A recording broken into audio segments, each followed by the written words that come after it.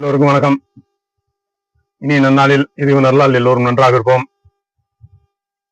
நண்பர்களே, தீபாவளி திருநாள் முடிந்து இன்று 2வது நாள்.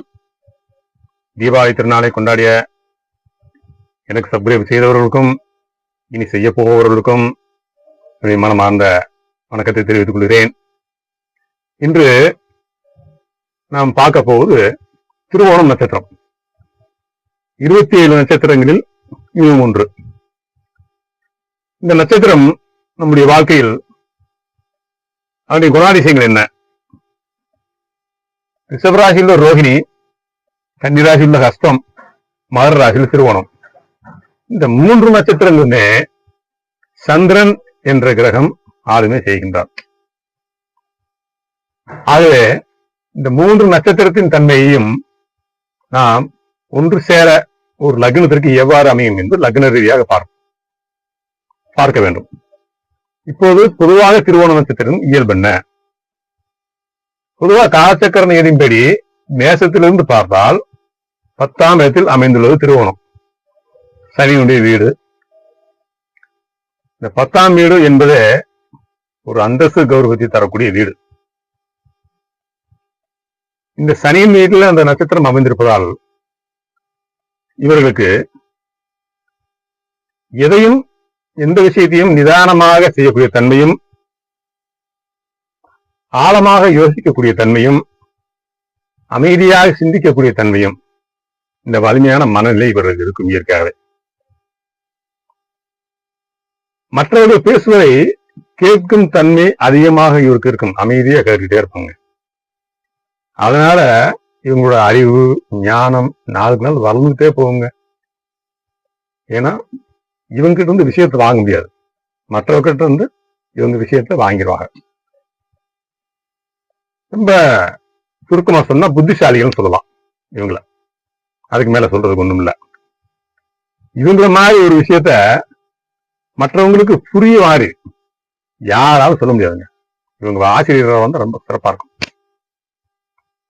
ஆய்வு மனப்பான்மை நிறைய இருக்கும். அதிகமா சிந்திப்பாங்க.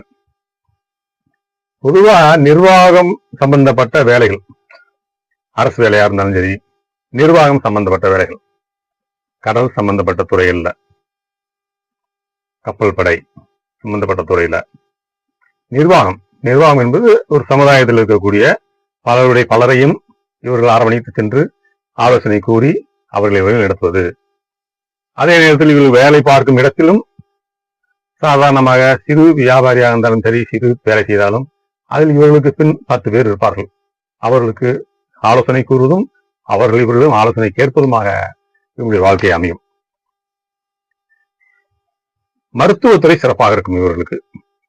பகவான் விஷ்ணுவின், மகாவிஷ்ணுவின் ஆசியை பெற்றவர்கள் இவர்கள். நல்ல வாழ்க்கை துணை அமையும். மனைவி வரும்போது சொத்தோடு வருவாங்க.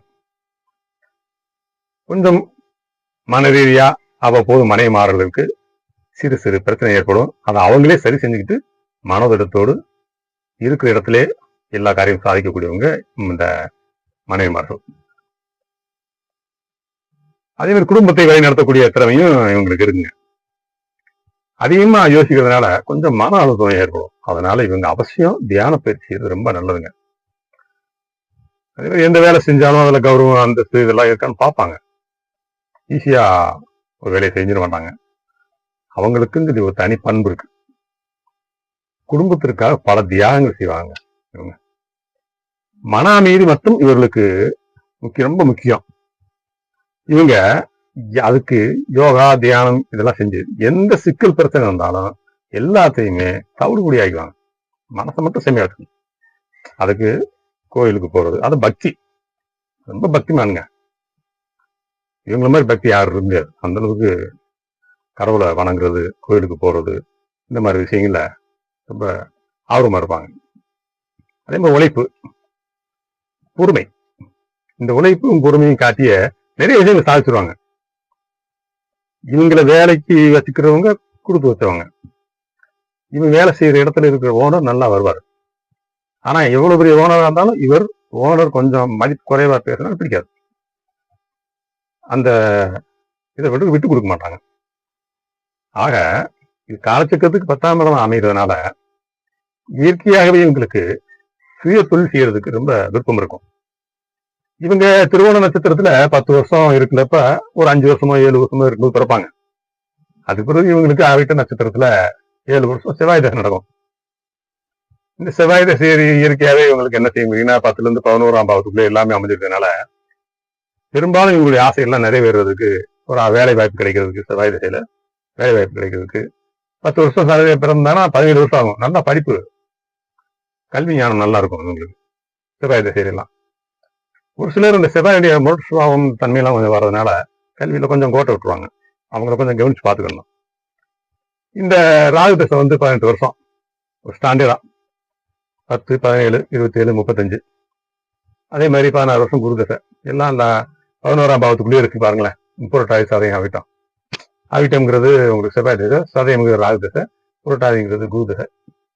இவங்களுக்கு வாழ்க்கையில ஒரு நல்ல முன்னேற்றமான வாழ்க்கையை ஒரு 50 வயசுக்குள்ளேயே ஒரு நல்ல முன்னேற்றம் அடைஞ்சு ஒரு தன்னிறைவு பெறக்கூடிய அளவுக்கு இவங்களுக்கு ஒரு அமைப்பு இருக்குங்க. இன்னும் லக்னத்திலிருந்து பார்த்தா இன்னும் நல்லா இருக்கும். இருந்தாலும் ஒரு ராசியை பார்க்கும்போது நம்ம காலச்சக்கர ரீதியா பார்த்துருக்கோம். அதனால இவங்க அவசியம் விஷ்ணு பகவான் முடிஞ்சா திருப்பதிக்கு ஏழுமலையான் கோயிலுக்கு போய் கடவுளை வேண்டிக்கிட்டு காலையில சூரியனுக்கு முன்னாடி நல்லா உட்காந்து அமைதியா தியானம் பண்ணி யோகா பண்ணி எல்லாம் செஞ்சாங்கன்னா இவங்க அசைக்குங்கிற இவங்களை அந்த அளவுக்கு சிறப்பா வருவாங்க. நன்றி. தீபாவளி திருநாளை கொண்டாடி அனைவருக்கும் என் வாழ்த்துக்கள். இனி எனக்கு சப்ஸ்கிரைப் செய்ய போறவர்களுக்கும் என்னுடைய வாழ்த்துக்கள். அடுத்த பதிவில் பார்ப்போம்.